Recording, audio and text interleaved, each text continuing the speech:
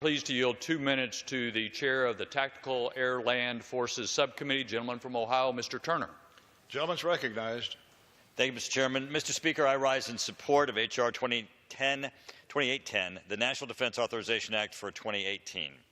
I strongly support this bill, and I want to personally thank our Chairman Mac Thornberry for his work in trying to get a higher top line for defense. This bill comes in higher than the President's budget request, but it is in line with both the appropriations and the budget document that came out of the House.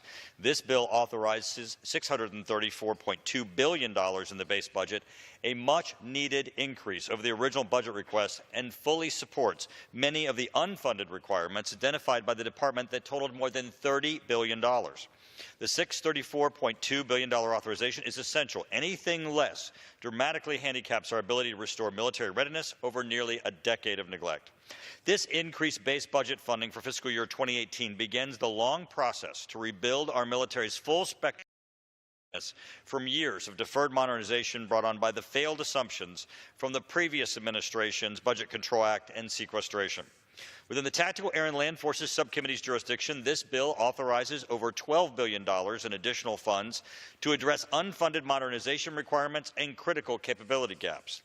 If we do not begin with this budget to set favorable conditions to start to reverse the high-risk defense posture we currently have, we will significantly jeopardize our military's advantage that we've taken for granted in past conflicts and steady-state operations. As such, the bill recognizes the importance of land forces in current and future operations and authorizes over $2 billion to accelerate Armored Brigade combat team modernization, to include additional Abrams tanks and Bradley fighting vehicles. The bill authorizes strike fighter capability and capacity shortfalls and authorizes over $3 billion in additional funding to procure new fifth-generation aircraft and modernize our fourth-generation fleet. These projects address unfunded requirements for the Air Force, Navy, and Marine Corps.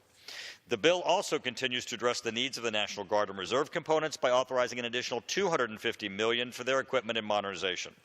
This bill prevents the Air Force from reducing critical ISR capabilities. I urge my colleagues to support this bill. Thank you, Mr. Speaker.